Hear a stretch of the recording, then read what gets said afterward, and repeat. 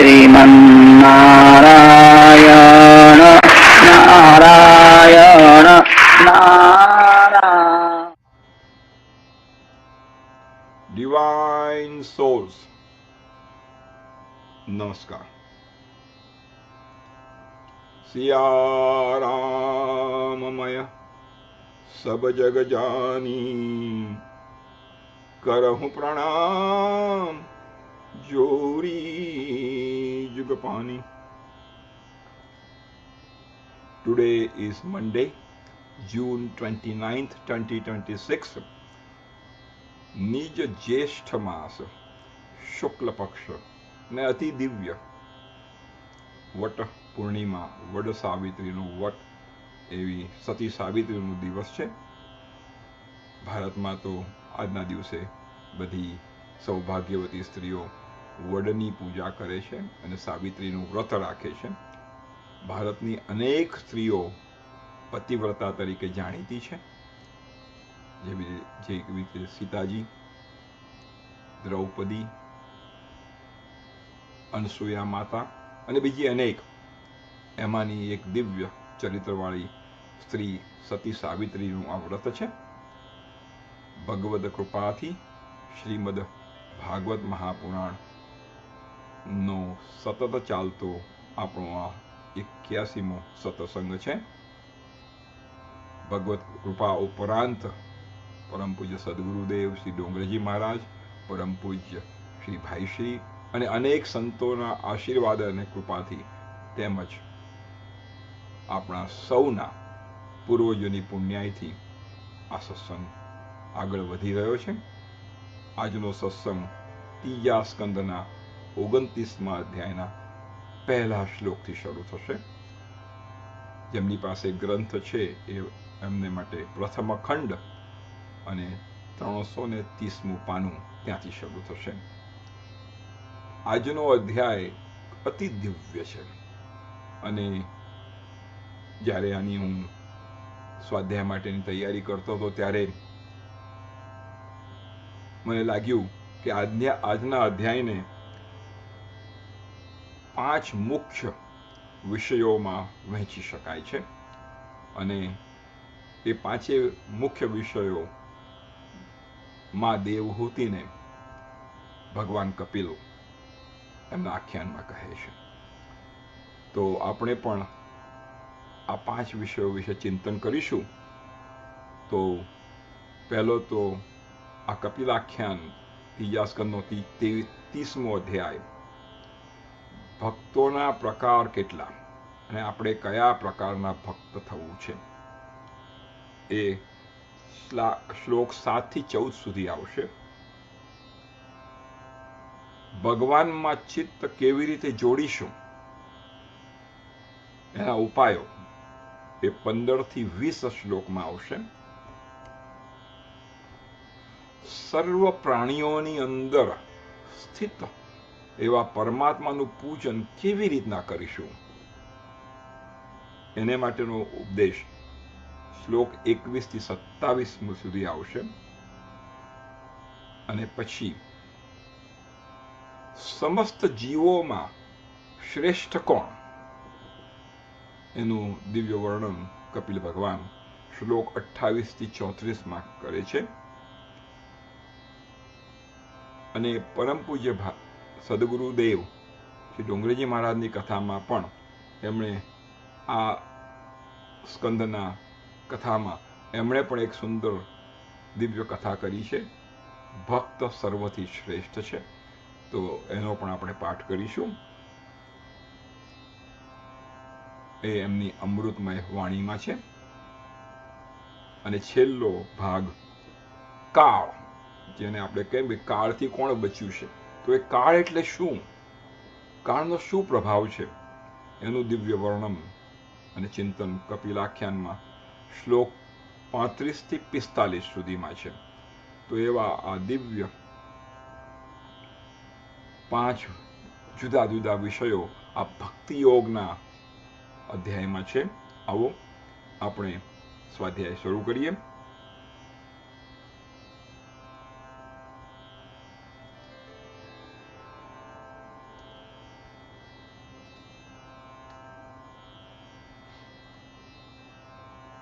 આપણે જાણીએ છીએ કે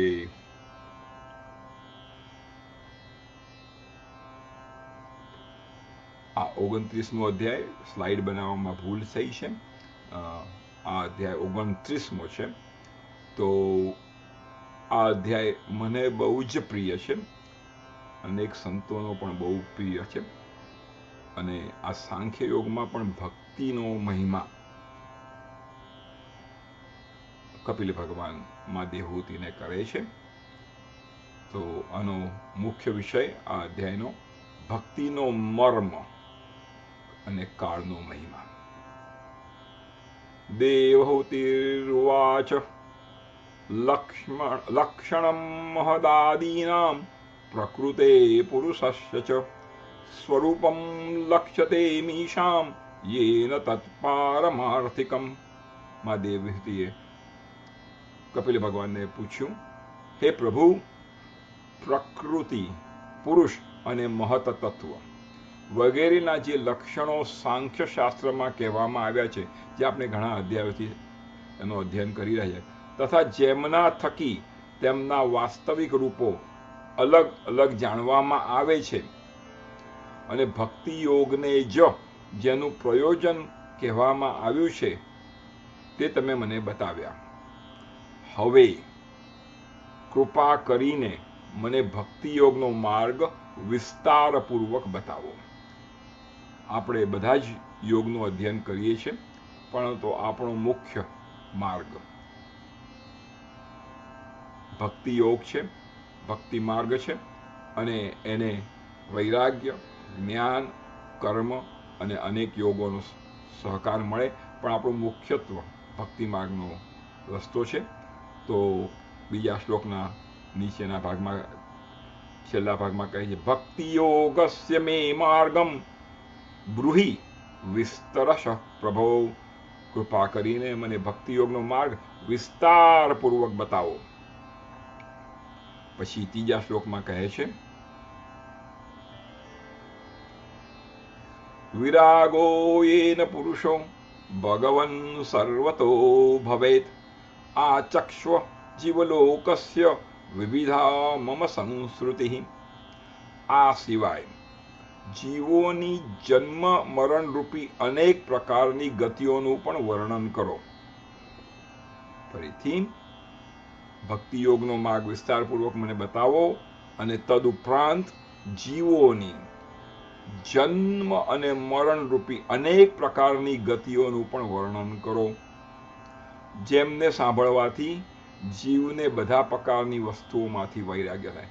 જો આપણે આપણી જાતને જાણીએ, કેટલા જન્મો થયા છે, મારા અનંત જન્મો થયા છે, અનંત કોટી જન્મો થયા છે, અને અનંત 84 લાખ યોનિઓમાં જન્મ થયા છે, હું ભટકતો રહ્યો છું, અને એ વખતે મારી શું ગતિ થઈ, શું ગતિઓ થશે, એનું જો વર્ણન આપણને ખબર પડે તો આ સાંભળવાથી જીવ એટલે તમને અને મને બધા જ પ્રકારની વસ્તુઓમાંથી, મોહમાંથી વૈરાગ્ય થાય.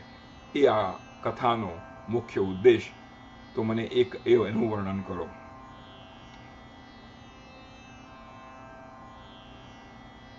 ચોથા શ્લોકમાં કહે છે, કાલસ્યેશ્વર રૂપસ્ય પરેશામ ચ પરસ્યતે સ્વરૂપમ બત કુર્વંતી યદ્વેતો કુશલમ જનઃ. જેના ભયથી મનુષ્ય શુભ કર્મોમાં પ્રવૃત્ત થાય છે. આપણને ખબર છે, આપણી ભક્તિ ચાલી જ રહી છે દરરોજ, પણ જ્યારે આપણી પર કંઈક દુઃખ આવે છે, જ્યારે આપણા પર કોઈ ભય થાય છે, માંદગી આવે છે, અથવા તો આપણા કોઈ સગા માંદા પડે છે, કે આપણને જ્યારે મૃત્યુનો પાસે જઈને પાછા આવીએ છીએ, આપણે એવી આપણી બીમારી થાય છે, ત્યારે આપણી ભક્તિ વધુ અને વધુ તીવ્ર થાય છે. સો એ કાળનો ભય છે, મૃત્યુનો ભય છે, જેના ભયથી મનુષ્યો શુભ કર્મોમાં પ્રવૃત્ત થાય છે. બિના ભય ન હોય પરતીતિ, એવું તુલસીદાસ કહે છે. પરંતુ પૂજ્ય ડોંગરેજી મહારાજ કહેતા કે ભયથી પ્રીતિ થવી ઓકે છે, ઠીક છે, પણ પ્રેમથી ભક્તિ થવી. ભગવાનનો હું છું, ભગવાન મારા છે, એમના અનંત ઉપકાર છે, મને મનુષ્ય જન્મ આપ્યો છે, માટે મારે ભક્તિ કરવાની છે, એમની પ્રસન્નતા માટે, એમના આનંદ માટે. એ ભક્તિ વધારે ઉત્તમ છે. પણ શરૂઆતમાં જો ભયથી પણ ભક્તિ થાય તો આગળ આગળ આવી દિવ્ય ભક્તિ પણ થઈ શકે. તો જેના ભયથી મનુષ્યો શુભ કર્મોમાં પ્રવૃત્ત થાય છે અને જે બ્રહ્મા વગેરેનું શાસન કરનાર છે, આ કાળ બધાનું શાસન કરે છે, બ્રહ્માજીનું પણ શાસન કરે છે, એવો સર્વ સમર્થ કાળ. આ યાદ રાખજો, સર્વ સમર્થ. આ વિશ્વમાં કાળ જેવું કોઈ સમર્થ છે નહીં. તો એ સર્વ સમર્થ કાળના સ્વરૂપ વિશે પણ તમે મને કહો. અને પછી 5મો શ્લોક. આ 5 શ્લોકમાં જે 5 પ્રશ્નો દેવહૂતિ માતાએ પૂછ્યા છે એ મારા ને તમારા પ્રશ્નો છે, મારી ને તમારી સ્થિતિ છે, મારે માટે પૂછ્યા છે, જેથી કરીને મને આ પ્રશ્નોનો ઉત્તર મળે અને મારા જીવનમાં મારી ભક્તિ આગળ વધે, ઈશ્વર પ્રાપ્તિ માટે હું વધારે પ્રગતિ કરું, તો મારી ભક્તિ સમજણપૂર્વકની થાય. અને 5મા શ્લોકમાં કહે છે,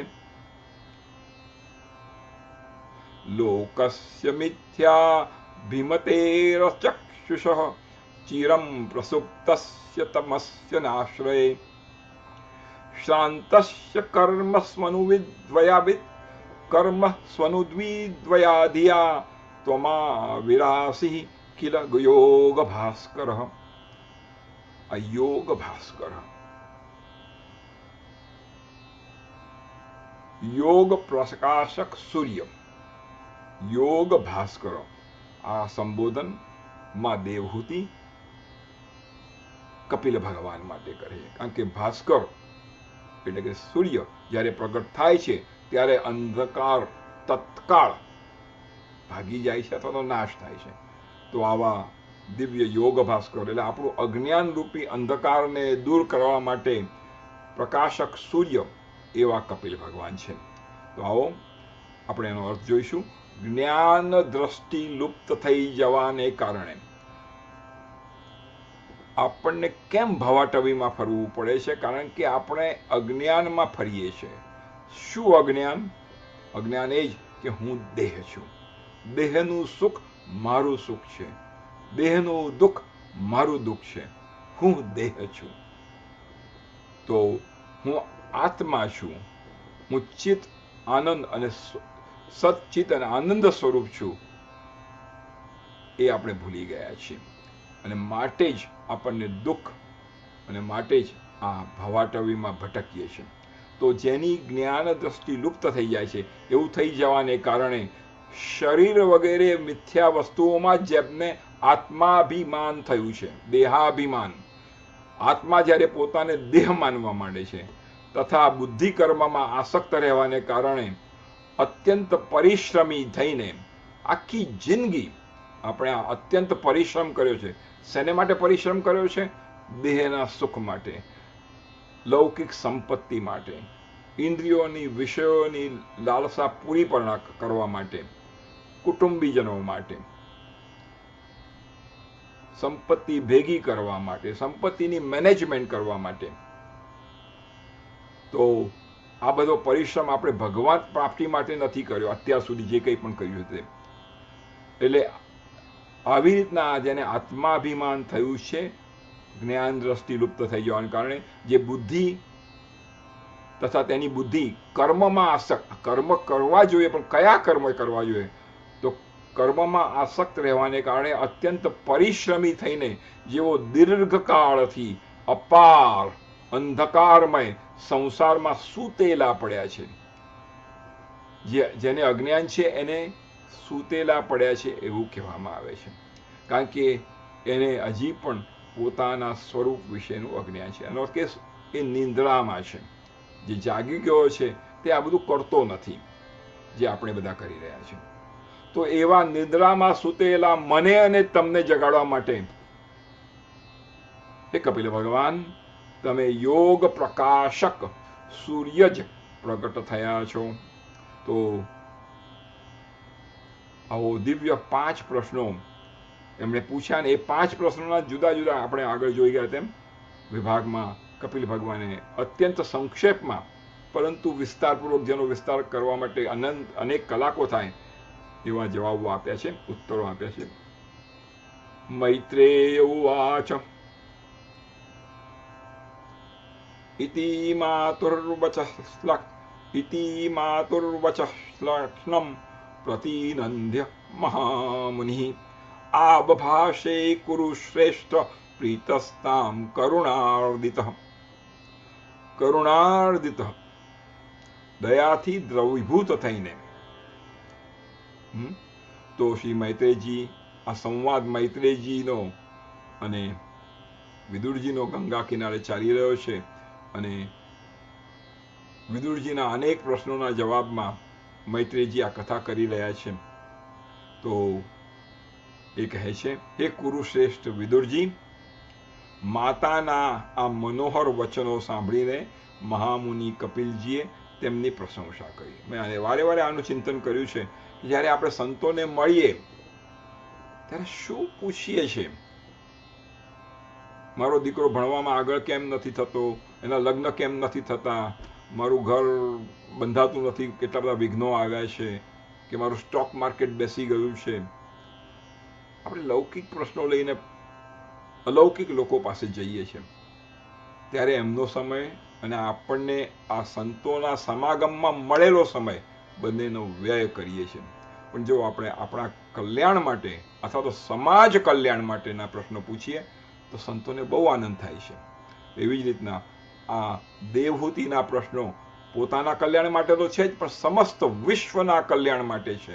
માટે કપિલજીએ તેમની પ્રશંસા કરી છે. અને પછી બધા જીવો એટલે તમારા અને મારા પ્રત્યે દયાથી દ્રવીભૂત થઈને ઘણી પ્રસન્નતા સાથે તેમણે આ પ્રમાણે કહ્યું. તો અહીંથી હવે 7મો શ્લોક શરૂ થાય છે, અને 7 થી 14મા શ્લોક સુધી ભક્તોના વિવિધ પ્રકાર વર્ણવ્યા છે. અને આ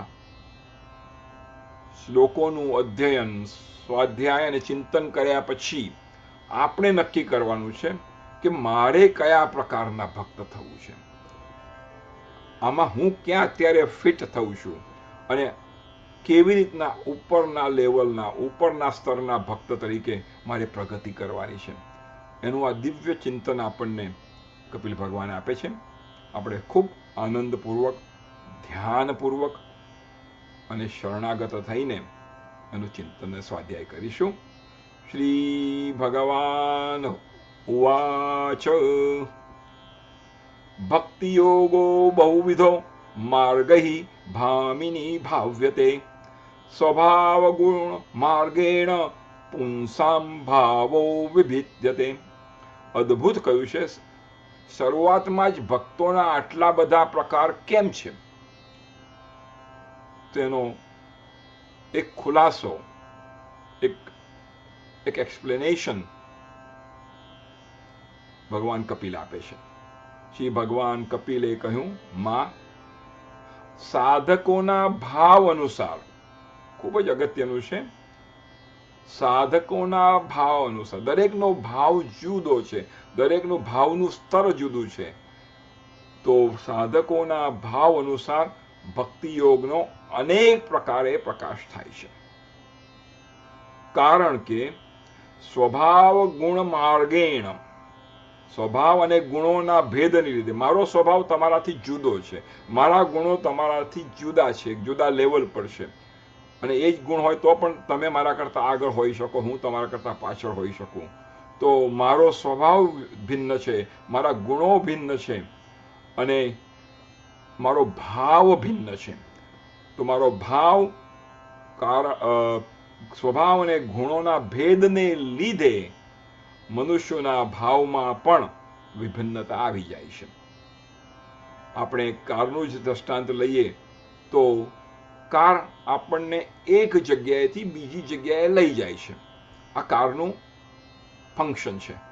પરંતુ એ કાર કયા પ્રકારની લેવી, કઈ કંપનીની લેવી, કેટલી લેવી, કઈ મોટી લેવી કે નાની લેવી, હાઇબ્રિડ લેવી કે ગેસવાળી લેવી, ઓટોમેટિક પાવરવાળી લેવી કે મેન્યુઅલ ડ્રાઈવની લેવી, ઓછા કિંમતની લેવી કે વધારે કિંમતની લેવી, એમાં કયા ઓપ્શન્સ લેવા, દરેક જણ પોતાના ભાવ પ્રમાણે, પોતાની શક્તિ પ્રમાણે, પોતાની લાયકાત પ્રમાણે, યોગ્યતા પ્રમાણે કરે છે. પરંતુ કારનું ફંક્શન તો એક જ છે, મને પોઈન્ટ એ થી પોઈન્ટ બી સુધી લઈ જવાનું. તો એવી જ રીતના ભક્તિ અનેક પ્રકારની થાય છે, પણ આપણે કયા પ્રકારની ભક્તિ કરવી છે અને કેવી રીતના ઉચ્ચતમ કોટીના ભક્ત થવાનું છે, જો આપણે એને સમજીએ તો એનો પ્રયાસ કરી શકીએ. તો આવો આગળ વધીએ. 8મા શ્લોકમાં પ્રવેશ કરીશું.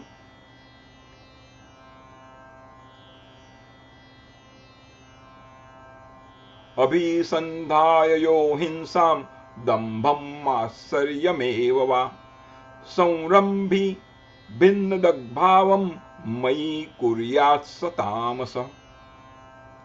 તો કહે છે, જે ભેદદર્શી ક્રોધી મનુષ્ય, તામસ ભક્તનું વર્ણન કર્યું છે, જે ભેદદર્શી ક્રોધી મનુષ્ય હૃદયમાં હિંસા, દંભ અને મત્સરતાનો ભાવ રાખીને મને પ્રેમ કરે છે, તે મારો તામસી ભક્ત છે.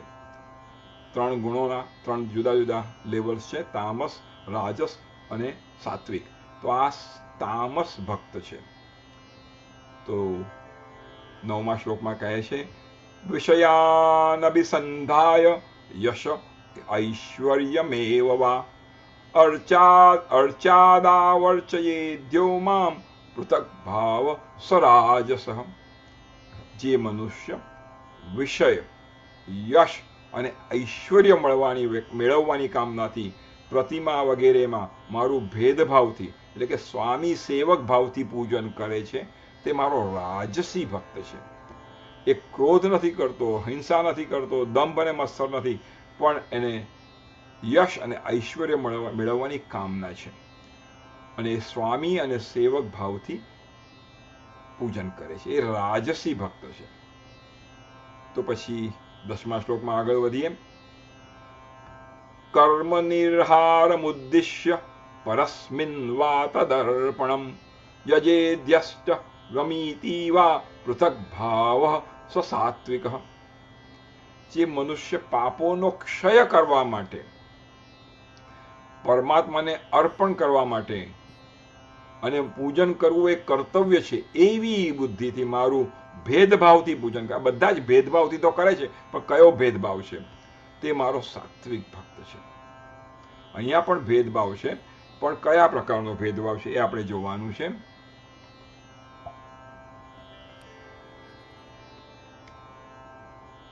તો જે મનુષ્યો પાપોના ક્ષય માટે, પરમાત્માને અર્પણ કરવા માટે અને પૂજન કરવું એ કર્તવ્ય છે, એવી બુદ્ધિથી મારું ભેદભાવથી પૂજન કરે છે, તે મારો સાત્વિક ભક્ત છે.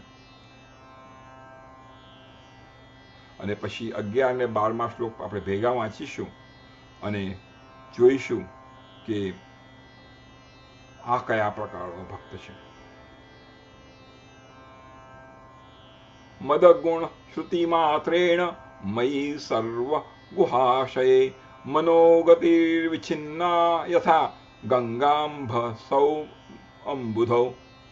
જેમ ગંગાનો પ્રવાહ અખંડ રૂપે સમુદ્ર તરફ વહેતો રહે છે. ખૂબ સુંદર દ્રષ્ટાંત આપ્યું છે. જેમ ગંગાનો પ્રવાહ અખંડ રૂપે સમુદ્ર તરફ વહેતો રહે છે, અખંડ એની પર ભાર આપવાનો છે. અખંડ એટલે કન્ટિન્યુઅસલી, એન્ડલેસલી, વિધાઉટ ઇન્ટરપ્શન્સ, અખંડ રૂપે વહેતો હોય. તેવી જ રીતે મારા ગુણોના શ્રવણ માત્રથી મનની ગતિનું તૈલ ધારાવત.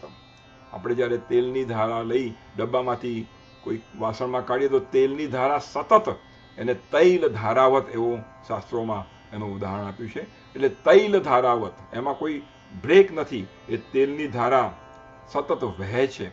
તો જેવો ગંગાનો પ્રવાહ વહે છે સતત અખંડ, જેવી રીતના તેલ સતત વહે છે, એવી રીતના મારા ગુણોના શ્રવણ માત્રથી મનની ગતિનું તૈલ ધારાવત અવિચ્છિન્ન રૂપે, એટલે વિધાઉટ બ્રેકિંગ ઇન બિટવીન, મુજ સર્વ અંતર્યામી તરફ થઈ જવું, મુજ પુરુષોત્તમમાં નિષ્કામ અને અનન્ય પ્રેમ થવો. નિષ્કામ ઉપર ધ્યાન આપજો. આપણે દર વખતે ત્યાં જ આપણું મંગલાચરણ પૂરું થાય છે. આપણી ભક્તિ નિષ્કામ હોવી જોઈએ. તો અહીંયા પણ ભગવાન કહે છે અવિચ્છિન્ન રૂપે મુજ સર્વ અંતર્યામી, સર્વના અંતરમાં રહેલા એવા સર્વ અંતર્યામી, એવું અહીંયા વિશેષણ વાપર્યું છે. થઈ જવું છે, એવું થઈ જાય છે. તથા મુજ પુરુષોત્તમમાં નિષ્કામ અને અનન્ય પ્રેમ. અનન્ય એટલે બીજા કોઈની પાસે, પછી જે માણસ ભગવાન પાસે જાય પછી બીજા પાસે શું કામ જવાનું? બીજા કોઈ દેવો કે બીજા કોઈ સો કોલ્ડ મહાપુરુષો જે તમને બધું લોભ આપે કે હું તમારું આમ કરી દઈશ, તમારા દીકરાનું લગ્ન કરાવી આપીશ, તમે મારે શરણે આવશો તો તમારું આયુષ્ય વધશે, તમને ભગવાનના ગોલોકધામમાં મોકલી આપીશ, એવા અનેક પાખંડી લોકો છે. તો જે પુરુષોત્તમમાં નિષ્કામ અને અનન્ય પ્રેમ થઈ જવો જોઈએ. અને આ ભક્તનું નામ છે નિર્ગુણ ભક્તિ યોગ. આ નિર્ગુણ ભક્તિ યોગ અને આ નિર્ગુણ ભક્તિ યોગના લક્ષણ છે એમ કહેવામાં આવ્યું છે. અને 13મા શ્લોકમાં અને 14મા શ્લોકમાં આવા નિર્ગુણ ભક્તો શું કરે છે, અદ્ભુત વર્ણન 13 અને 14 છે. પહેલા આપણે 13મા શ્લોકનો પાઠ કરીશું. ખૂબ સુંદર લખ્યું છે. સાલોક્ય સાષ્ટિ સામીપ્ય સારૂપ્યેકત્વમપ્યુત.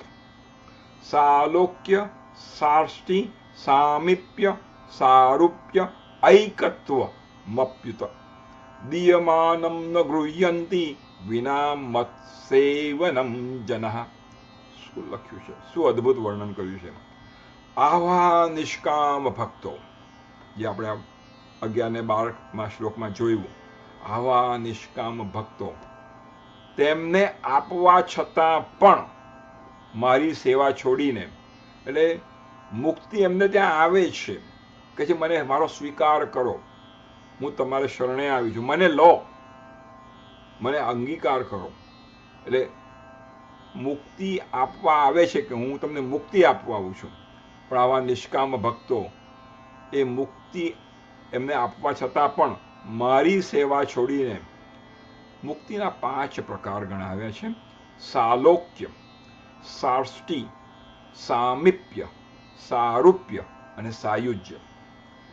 તો આવા નિષ્કામ ભક્તો આવી કોઈ પ્રકારની મુક્તિ અથવા તો મોક્ષ સુદ્ધા લેતા નથી. તો આવો આનો એક એક શબ્દમાં વર્ણન જોઈએ. સાલોક્ય એટલે કે ભગવાનના નિત્ય ધામમાં નિવાસ, વૈકુંઠ ધામમાં, ગોલોક ધામમાં, એને સાલોક્ય એમ કહેવામાં આવે છે. સાષ્ટિ એટલે કે ભગવાનના જેવા ઐશ્વર્ય ભોગ પ્રાપ્ત થાય એવી મુક્તિ.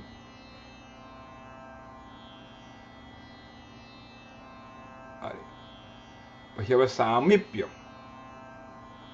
સામીપ્ય એટલે ભગવાનની નિત્ય સમીપતા મળે એવી મુક્તિ. પછી ભગવાનના જેવું રૂપ મળે. આપણે આગળ ચિંતન કરી ગયા છે કે વૈકુંઠમાં જેટલા પણ લોકો રહે છે, પાર્ષદો અને મુક્ત લોકો, એ ચતુર્ભુજ નારાયણ રૂપે જ તમે જુઓ તો તમને ભગવાન વિષ્ણુ અને આ પાર્ષદો જે મુક્ત થઈને ત્યાં વસે છે એમાં કોઈ જ ફરક દેખાતો નથી. એમનું રૂપ, એમના ગુણો, એમનો શૃંગાર બધું જ સરખું. તો એવું સાયુજ્ય, સારૂપ્ય, અને આપણે આનું ચિંતન પહેલા પણ કરી ગયા છીએ. તો પછી આપણને કેવી રીતના ખબર પડે કે વૈકુંઠમાં જઈએ તો આમાં કયો ભક્ત છે, કયો પાર્ષદ છે અને કયા ભગવાન વિષ્ણુ છે? બધા ચતુર્ભુજ છે, બધાના શૃંગાર પણ સરખો છે. તો આપણે એનું ચિંતન કર્યું હતું કે જેના વક્ષસ્થળ પર કૌસ્તુભ મણિ છે, જેના વક્ષસ્થળ પર ભૃગુ લાંછન છે, અને જેમની સાથે લક્ષ્મીજી છે. લક્ષ્મીજી ફક્ત અને ફક્ત વિષ્ણુ સાથે જ રહે છે. આ ત્રણ વસ્તુથી આપણને ખબર પડે કે આ ભગવાન વિષ્ણુ છે કે આ પાર્ષદ છે. પણ એમને ભગવાનનું રૂપ મળે છે એટલે સારૂપ્ય, અને પછી સાયુજ્ય એટલે ભગવાનના વિગ્રહમાં સમાવિત થઈ જવું, સમાહિત થઈ જવું, સંલગ્ન થઈ જવું, તેમની સાથે એક થઈ જવું અથવા બ્રહ્મરૂપ પ્રાપ્ત કરવું. આ 5 પ્રકારની મુક્તિઓ ભગવાનના ભક્તને ત્યાં આવે છે અને કહે છે તમે અમને જે જોઈતું હોય અમે તમને આપવા તૈયાર છે. પરંતુ આવા નિષ્કામ ભક્તો એને લેતા નથી. આ જ વાત નરસિંહ મહેતા એમના પ્રભાતિયામાં કહે છે, હરિજન તો મુક્તિ ન માંગે, માંગે જન્મ જન્મ અવતાર રે. નિત સેવા નિત કીર્તન ઓચ્છવ, નિરખવા નંદ કુમાર રે. કારણ કે ભગવાનની સેવા છે. આ ભક્તોને ભગવાનની સેવા એટલી મીઠી લાગે છે કે આ બધું ઓછું મીઠું લાગે છે. ધન્ય વૃંદાવન, ધન્ય એ લીલા, ધન્ય એ વ્રજના વાસી રે. અષ્ટ મહાસિદ્ધિ આંગણીએ ઊભી. મોક્ષ અને અષ્ટસિદ્ધિઓ એમને આંગણીએ ઊભી છે કે અમને અંગીકાર કરો, અમારો સ્વીકાર કરો, અમે તમારી પાસે આવ્યા છે. મુક્તિ છે એમની દાસી રે. ભૂતળ ભક્તિ પદાર્થ મોટું, ભૂતળ ભક્તિ પદાર્થ મોટું, બ્રહ્મલોકમાં નાહી રે. તો એવી આ દિવ્ય ભક્તિ અને એવા દિવ્ય નિષ્કામ ભક્તો, અને પછી એવા નિષ્કામ ભક્તો જ્યારે આ બધું છોડી દે, અસ્ત સિદ્ધિઓને કંઈક તમે પાછી જતી રહો, મુક્તિને કંઈક તમે પાછી જતી રહો, મારે તમારું મોઢું સુદ્ધા જોવું નથી, તમે વધારે વાર રહેશો તો કદાચ હું તમારા આ પ્રલોભનમાં ફસાઈ જઈશ, તમે નીકળી જાઓ અહીંથી. એવા નિષ્કામ ભક્તો જ્યારે આવું કરે છે ત્યારે શું પ્રાપ્ત કરે છે? આવો 14મા શ્લોકમાં પ્રવેશ કરીએ. સ એવ ભક્તિ યોગાક્ષ આત્યંતિક ઉદારત યેનાતિવ્રજ્ય ગૃણમ મદભાવાયોપપદ્યતે. ખૂબ જ સુંદર કહ્યું છે. ભગવત સેવા માટે, જેવું હમણાં નરસિંહ મહેતાના પ્રભાતિયામાં જોયું, હરિજન તો મુક્તિ ન માગે, હરિના જન તો મુક્તિ ન માગે. તો ભગવત સેવા માટે મોક્ષ એટલે કે મુક્તિનો તિરસ્કાર કરનારા આ ભક્તિ યોગને જ પરમ પુરુષાર્થ અને સાધ્ય કહેવામાં. આ જ પરમ પુરુષાર્થ છે, આ જ આપણો પરમ પુરુષાર્થ છે, આ જ આપણો સાધ્ય છે. અને એના થકી મનુષ્ય શું કરશે, શું પામશે? એના થકી મનુષ્ય ત્રણેય ગુણોને પાર કરીને, તામસ, રાજસ, સાત્વિક ગુણોને પાર કરીને, કે ગુણાતીત થઈને મારા ભાવને, મારા પ્રેમ રૂપ અપ્રાકૃત સ્વરૂપને પ્રાપ્ત કરી લે છે. આ બધું છોડી દો તો ભગવાન કહે છે એ ત્રણેય ગુણોને પાર કરીને મારા પ્રેમ રૂપ, ભગવાનના પ્રેમ રૂપ અપ્રાકૃત સ્વરૂપને પ્રાપ્ત કરે છે. તો એવું આ દિવ્ય ચરિત્ર ભક્તોનું આપણે જોયું. હવે શ્લોક 15 થી 20 સુધી ભગવાન કપિલ દેવહૂતિને ભગવાનમાં ચિત્ત જોડવાના ઉપાયોનું વર્ણન કરે છે. દરેક ઉપાય વિશે કલાકનું ચિંતન કરીએ તો પણ ઓછું છે. આપણે યથામતિ, યથાશક્તિ અને યથા સમય, એની મર્યાદા એમાં રહીને જ કરીશું. પણ આનું ચિંતન તમે ઘરે બેઠા બેઠા પણ કરી શકો, અને જેટલું ચિંતન કરીશું એટલો આપણને ફાયદો થશે, એટલું આપણા મનમાં દ્રઢ થશે. તો આવો 15મા અધ્યાયથી આપણે 15મા શ્લોકથી શરૂ કરીએ. નિશિવેતાન નિમિત્તેન સ્વધર્મેણ મહીયસા ક્રિયાયોગેન શસ્તેન નાંતિ હિંસ્ત્રેણ નિત્યશ. હવે જે વર્ણન આવે છે એ દિવ્ય છે, અને મેં કહ્યું તે પ્રમાણે એક એક ગુણનું વર્ણન કરવામાં, ચિંતન કરવામાં ખૂબ જ સમય આપી શકાય. આપણે એનો ખાલી ઉલ્લેખ જ કરીશું અને સહેજ વિસ્તાર કરી શકાય તો કરીશું.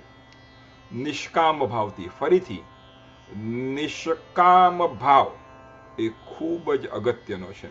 ગીતામાં પણ કર્મયોગ અને કર્મ સંન્યાસ સમજાવ્યો છે. કર્મનો સંન્યાસ લઈ શકતા નથી, કારણ કે જ્યાં સુધી આપણે જીવીએ છીએ, જ્યાં સુધી આ સંસારમાં છીએ, સંસારમાં તો ઠીક, જંગલમાં પણ જઈએ બધું છોડીને, તો પણ કર્મ કર્યા વગર છૂટકો નથી. તો કર્મ કરવું જ પડશે. તો કર્મ કેવા પ્રકારનું કરવું? તો એને માટે ભગવાન કૃષ્ણ ગીતામાં કહે છે કર્મ યોગ કરો. એનો અર્થ કે જે કંઈ પણ કર્મ કરો તે નિષ્કામ ભાવથી કરો અને એનું ફળ મારા ચરણમાં અર્પણ કરો, તો એ કર્મો તમને બાંધતા નથી. એવો નિષ્કામ ભાવથી પોતાના નિત્ય અને નૈમિત્તિક કર્તવ્યોનું શ્રદ્ધાપૂર્વક પાલન કરીને. તો અહીંયા બે શબ્દો એમણે વાપર્યા છે, નિત્ય અને નૈમિત્તિક. નિત્ય એટલે જે ભક્ત દરરોજની એની જે માળા હોય, એની પૂજા હોય, એનું સ્તોત્ર પઠન હોય, કે જે શાસ્ત્રો પ્રમાણે આપણને દરરોજ કરવાનું કહેલું છે, એ નિત્ય કર્તવ્ય છે આપણું. એ કર્તવ્ય કરીએ તો એની ક્રેડિટ છે, પણ એટલી બધી ક્રેડિટ નથી, કારણ કે it is expected of you to do every day. એ ન કરીએ તો એની ડિસક્રેડિટ આપણને વધારે મળે. અને નૈમિત્તિક કર્મ એટલે કે જ્યારે આપણે કોઈ વાર તહેવાર, ભગવાનનું પર્વ ભરવાનું કોઈ સંકલ્પ કરીને કરીએ, યજ્ઞ કરીએ, અનુષ્ઠાન કરીએ, એને નૈમિત્તિક કોઈક નિમિત્ત માટે કરીએ છીએ.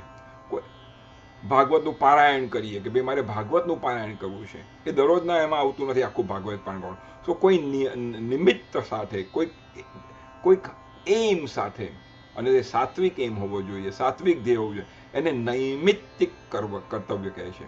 તો પોતાના નિત્ય અને નૈમિત્તિક કર્તવ્યોનું શ્રદ્ધાપૂર્વક કર્તવ્ય કરીએ ત્યારે એમાં પછી ડાઉટ ન હોવો જોઈએ, એમાં શંકા અને સંશય ન હોવા જોઈએ, સંપૂર્ણ શ્રદ્ધા.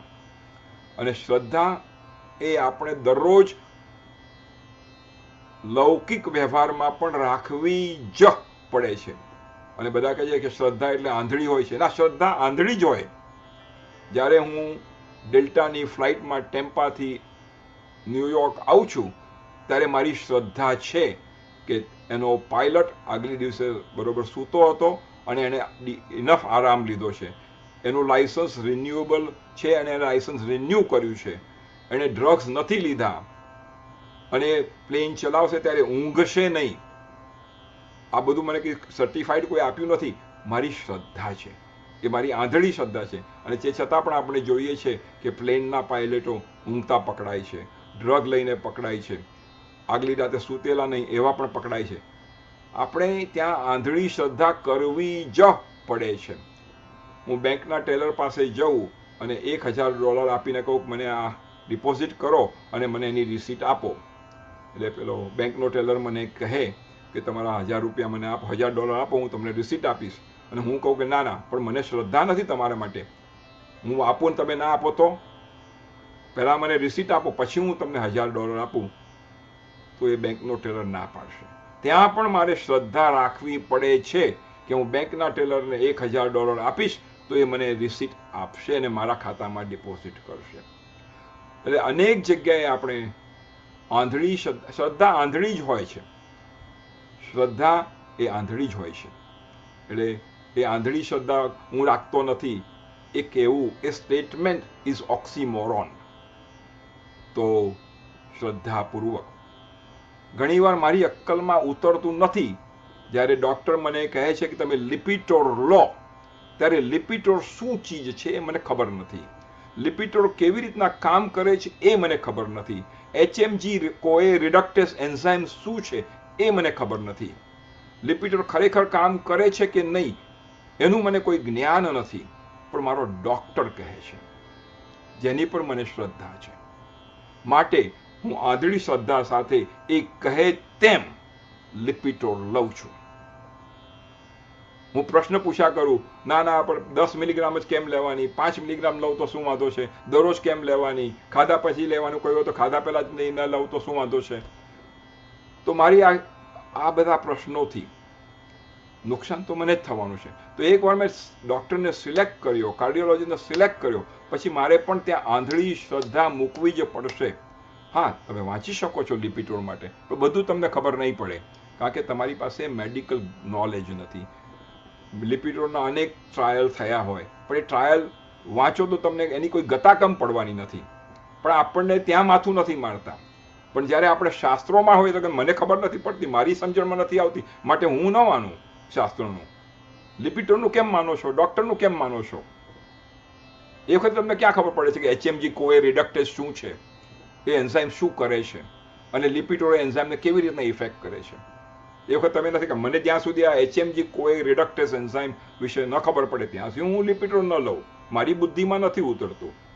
ત્યાં તમે બુદ્ધિને બાજુએ મૂકી દો છો. પણ જ્યારે શાસ્ત્રોની વાત આવે છે ત્યારે ન તો આપણે શાસ્ત્રોનું અધ્યયન કર્યું છે, ન તો કોઈ ગુરુ પાસે ગયા છે, ન તો કોઈ ગુરુની શરણાગતિ કરી છે, ન તો આપણને સંસ્કૃત આવડે છે, આખી જિંદગી કોઈ દિવસ કશું વાંચ્યું નથી. પણ જ્યારે આવું કરવાનું આવે તો કે મારી શ્રદ્ધા ડગીમાં છે, મારી શ્રદ્ધા આંધળી નથી, હું તો બહુ બુદ્ધિશાળી છું, હું એમને ન માનું.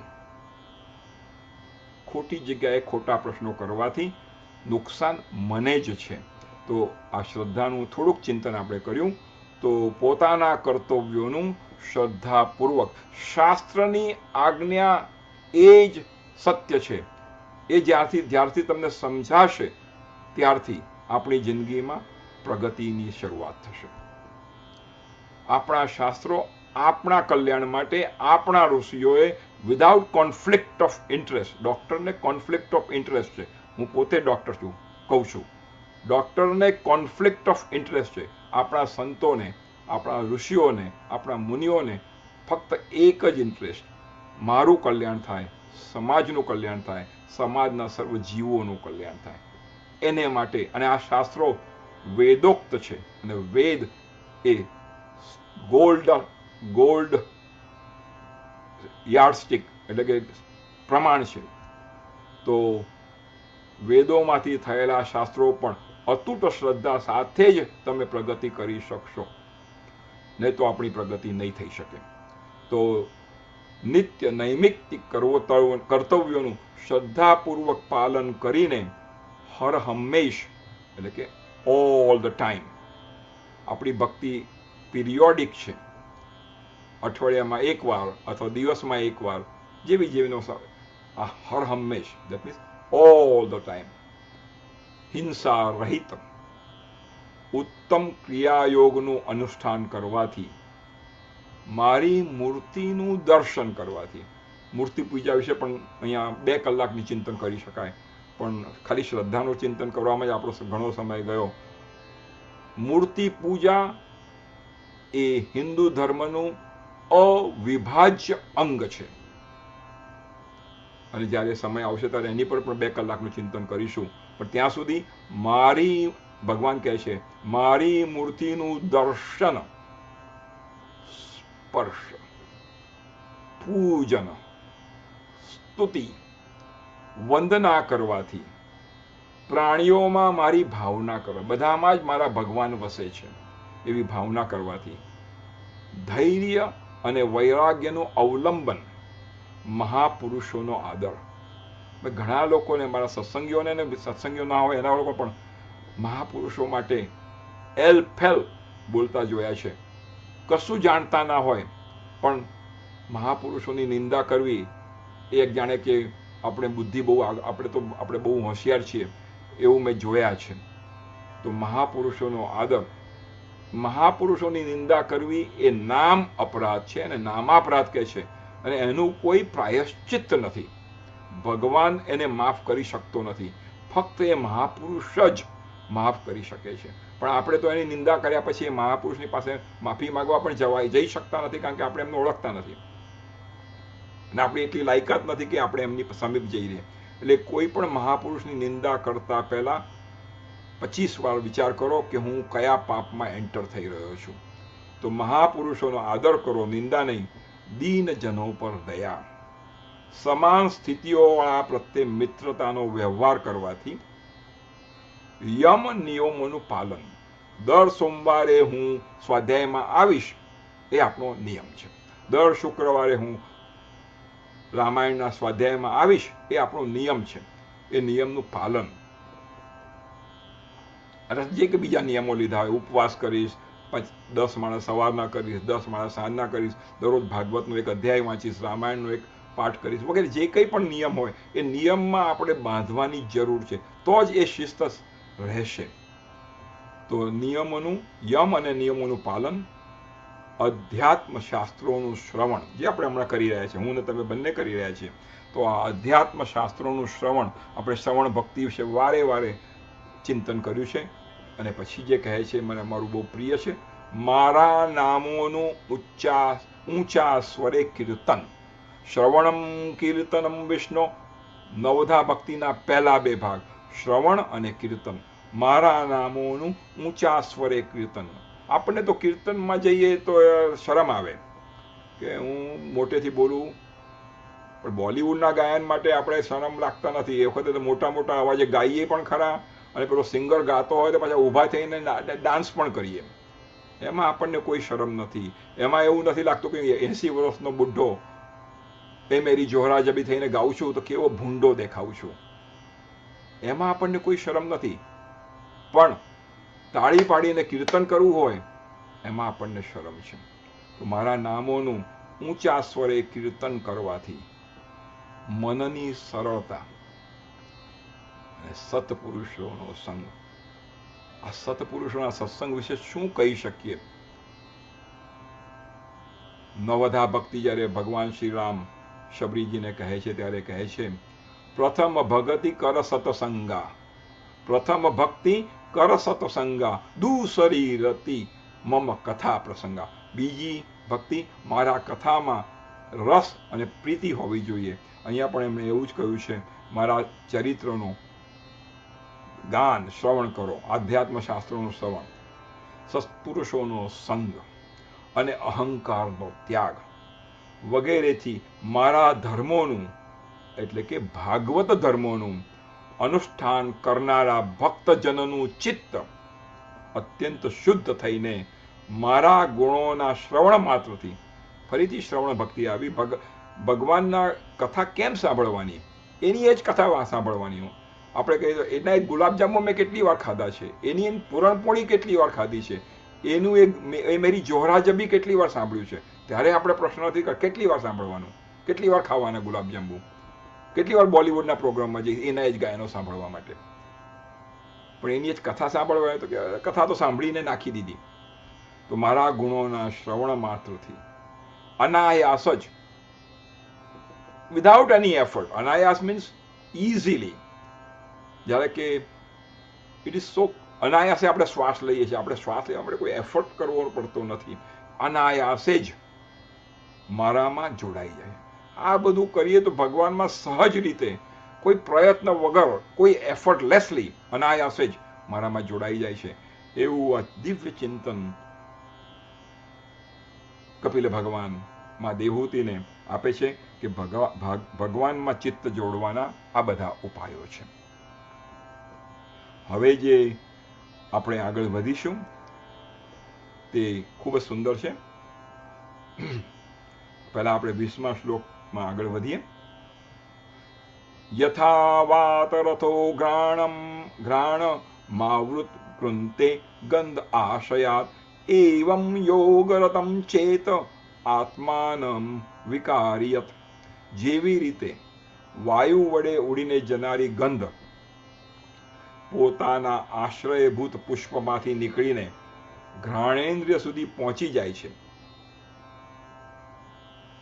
તેવી જ રીતે ભક્તિ યોગમાં તત્પર રાગ દ્વેષથી વગેરે વિકારથી રહિત ચિત્ત પરમાત્માને પ્રાપ્ત કરી લે છે. એટલે આ એક ઉદાહરણ આપે છે કે જેવી રીતે વાયુ વડે ઉડીને જનારી ગંધ, પુષ્પમાંથી ગંધ નીકળે છે, વાયુ એને લઈને આપણા નાક સુધી લઈ આવે છે, તેવી જ રીતે આ ચિત્ત શુદ્ધ થાય, આવો ભક્તિયોગ થાય તો ભક્તિયોગમાં તત્પર અને રાગ દ્વેષ વગેરે વિકારોથી રહિત ચિત્ત પરમાત્માને પ્રાપ્ત કરી લે છે. એટલે એને પ્રાપ્ત કરવા જવું પડતું નથી, પરમાત્મા જ એની પાસે આવે છે. પરમાત્મા એને પ્રાપ્ત કરી લે છે અને આપણે પરમાત્માને પ્રાપ્ત કરી લઈએ છીએ. અનાયાસે જ મારામાં જોડાઈ જાય છે. એવું આ દિવ્ય ભક્તિ યોગ અને આ ચિત્તનું વર્ણન આપણને કપિલ ભગવાન કરે છે. આવો આપણે હવે 11 થી 27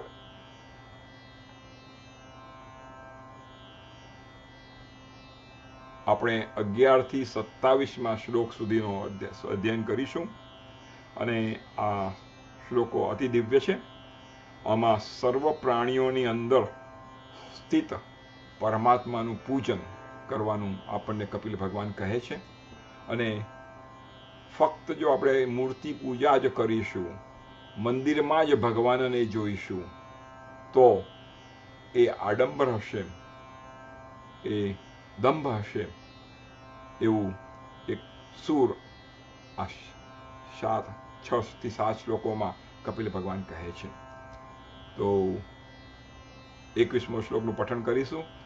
અહમ સર્વેષુ ભૂતેષુ ભૂતાત્માવસ્થિતઃ સદા તમવજ્ઞાય મામ વર્ત્ય કુરુતે ચાળ વિડંબનમ. હું આત્મા રૂપે બધા જ જીવોમાં સદૈવ સ્થિત છું. એક એક શબ્દ પર ધ્યાન આપીશું. હું એટલે ભગવાન કહે છે હું આત્મા રૂપે બધા જ જીવોમાં. એનો અર્થ કે જે પણ જીવિત જીવો છે, બધી જ યોનિયાના જીવો, ઘાસ, ગાય, ભેંસ, ડુક્કર, સિંહ, વૃક્ષો, સર્પ, બધા જ મચ્છર, તમે જે જીવ જોઈ શકો તે બધામાં સદૈવ, સદા એવ, હંમેશા. એવું નહીં કે 1 કલાક છું ને પછી બાકીના કલાક નથી. સતત સદા સ્થિત છું. બધામાં હું સ્થિત છું. જે રીતે આપણે કહીએ કણ કણમાં ભગવાન છે, એવી રીતના. તો હું આત્મા રૂપે બધા જ જીવોમાં સદૈવ સ્થિત. મમૈવાંશો જીવલોકે જીવભૂત સનાતન. બધા જીવો મારો જ અંશ છે. અને સર્વસ્ય ચાહમ હૃદય સન્નિવિષ્ટો. બધાના હૃદયમાં હું રહેલો છું. તો તેથી જે મનુષ્યો મુજ સર્વભૂત સ્થિત પરમાત્માનો અનાદર કરીને કેવળ મૂર્તિમાં જ મારું પૂજન કરે છે, તેનું તે પૂજન સ્વાંગ માત્ર એટલે કે આડંબર માત્ર છે. એટલે આપણને ફક્ત ભગવાન મંદિરમાં જ દેખાય, અથવા આપણા ઘરમાં મંદિર છે તેમાં જ દેખાય, અને બીજી કોઈ જગ્યાએ આપણને ભગવાનના દર્શન થાય નહીં, અને બીજી કોઈ રીતે આપણે ભગવાનની સાથે વ્યવહાર કરીએ છીએ એવું વ્યવહાર કરીએ નહીં, તો ભગવાન કહે છે એ મારી મૂર્તિ પૂજા, મારું પૂજન એ સ્વાંગ માત્ર છે, એ આડંબર માત્ર છે.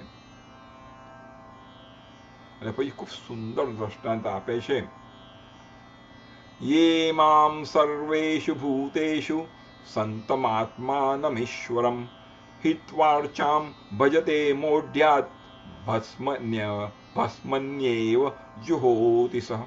ભસ્મન્યેવ જુહોતિ સહ. ભસ્મ એવ, ભસ્મમાં જ, જુહોતિ સહ, હવન કરે છે.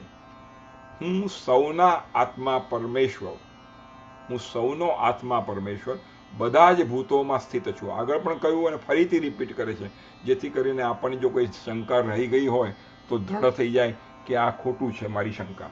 તો હું સૌના આત્મા પરમેશ્વર, હું સૌનો આત્મા પરમેશ્વર બધા જ ભૂતોમાં. બધા જ કહ્યું છે, એવું નથી ફક્ત ગાયમાં છું અને ભેંસમાં નથી, મનુષ્યમાં છું, પુરુષમાં છું ને સ્ત્રીમાં નથી, બાળકમાં છું ને બુઢામાં નથી, બધા જ જીવોમાં સ્થિત છું. અને અહીંયા તો આગળ કહ્યું છે સદૈવ સ્થિત છું. આવી સ્થિતિમાં જે મનુષ્ય મોહને લીધે, મોહ શું કરે છે, મને બધામાં ઈશ્વર દેખાતો નથી, કારણ કે મને મોહ હું અને મારું અને તું અને તારું એવો ભેદ ઉભો કરે છે.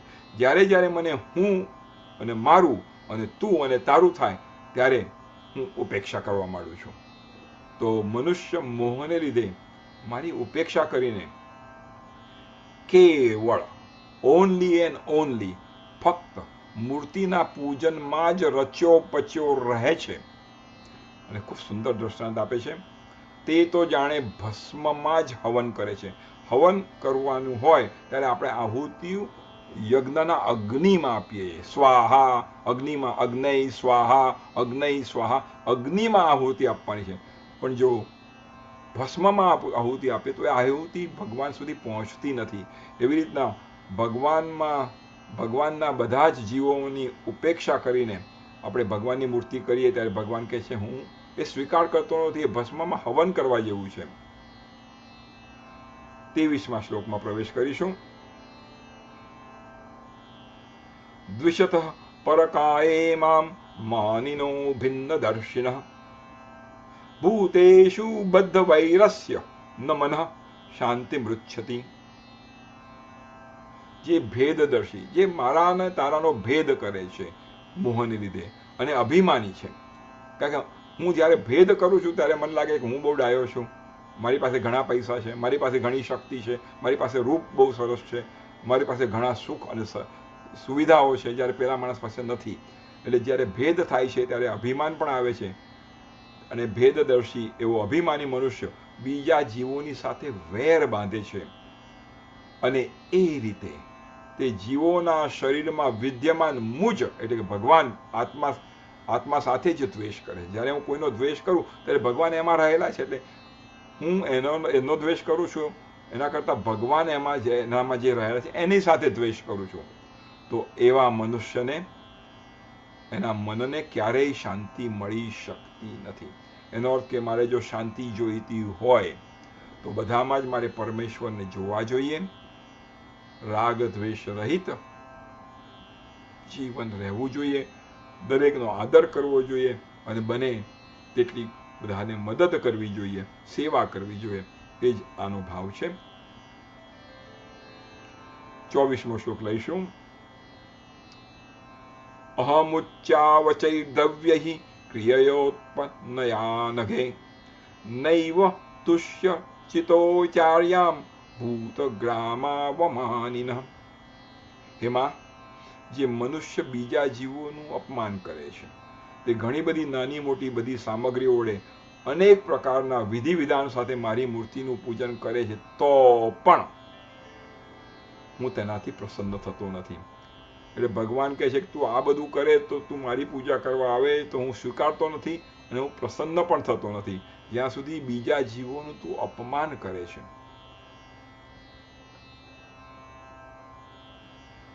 અને પછી તો પછી મૂર્તિ પૂજા કરવી કે નહીં, કરવાની જ. પણ આ બધા તત્વો સમજીને ભગવાન આજે કહે છે કે હું બધામાં વસેલો છું એવું વર્તન કરતા કરતા મૂર્તિ પૂજા કરવાની છે. અને એ જ આગળ કહે છે આપણને 25મા શ્લોકમાં.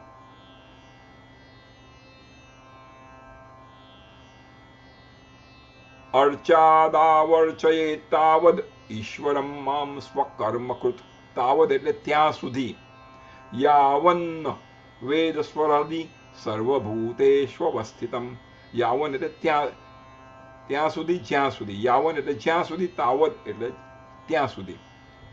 મનુષ્ય પોતાના ધર્મનું અનુષ્ઠાન કરતા રહીને ત્યાં સુધી મુજ ઈશ્વરની મૂર્તિ વગેરેનું પૂજન કરતા રહેવું જોઈએ, જ્યાં સુધી તેને પોતાના હૃદયમાં તેમજ સમસ્ત પ્રાણીઓમાં સ્થિત એવા પરમાત્માનો અનુભવ ન થઈ જાય.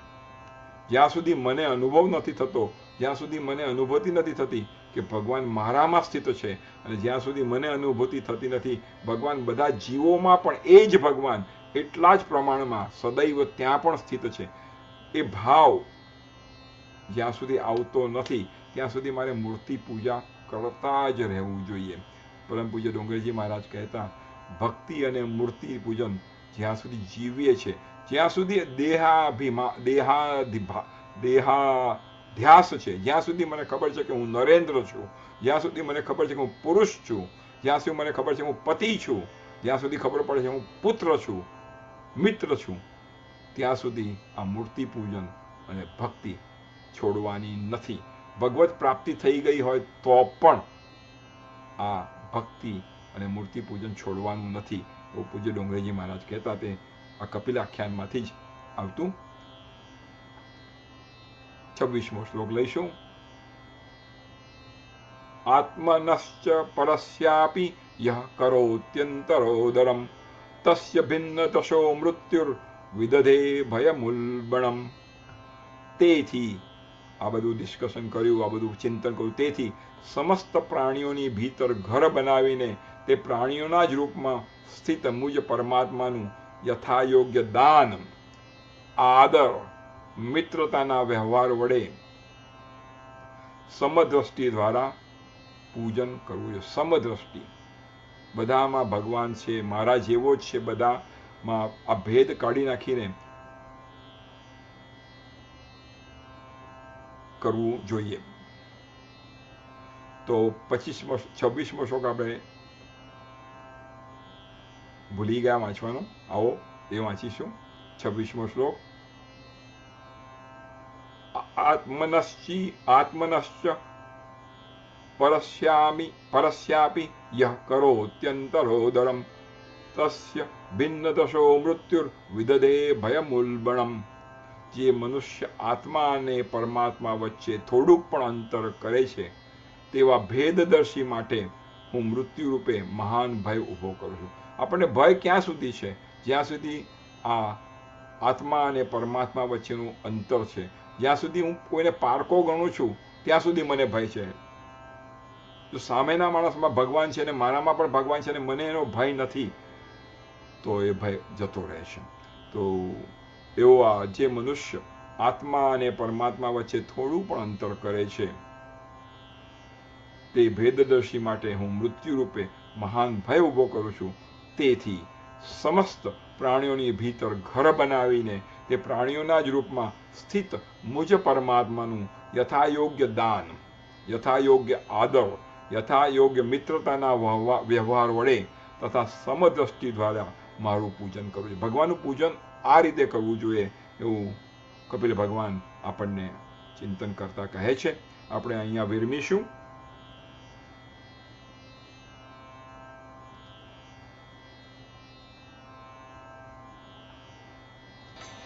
Thanks for watching satsang.